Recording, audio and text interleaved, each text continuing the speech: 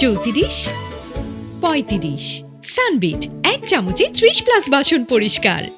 Israeli জাহান্নাম, আজকে Israeli জাহান্নাম 75 বছরের বেশি যাবৎ সেখানে মার্কিন সাম্রাজ্যবাদের সহযোগিতায় প্যালেস্টাইনের উপর ফিলিস্তিনি মানুষের উপর গণহত্যা চালিয়ে যাচ্ছে।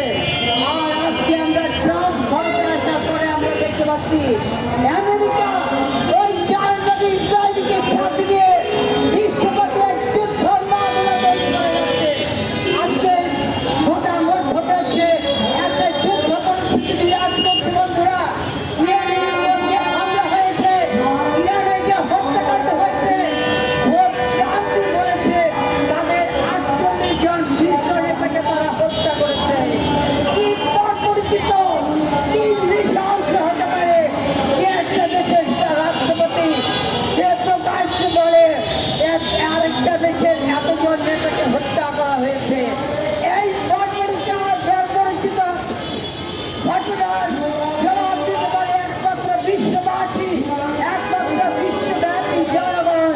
বাংলাদেশেও বিশ্বব্যাপী জনগণের পক্ষ থেকে ইতিমধ্যে আন্দোলন হচ্ছে।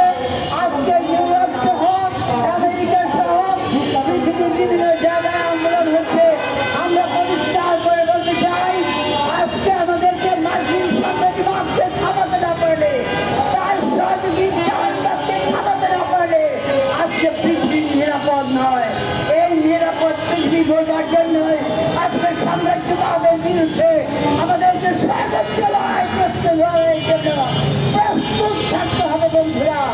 আজকে এই সাম্রাজ্যবাদের বিরুদ্ধে লড়াই করার মধ্যে দিয়ে কেবলমাত্র মানব সভ্যতাকে, মানব সভ্যতার শান্তি প্রতিষ্ঠিত হতে পারে, মানব সভ্যতার মানুষের মানবাধিকার প্রতিষ্ঠিত হতে পারে।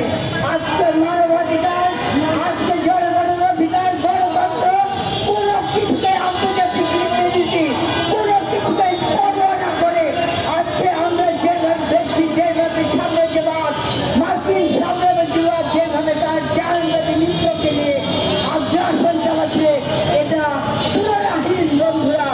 আজকে আমাদেরকে বাংলাদেশের সরকারকে এর ব্যাপারে অত্যন্ত সুষ্ঠু অবস্থা নিতে হবে বলে আমরা মনে করি। 34, 35 সানবিট 1 চামচে 30+ বাসন পরিষ্কার।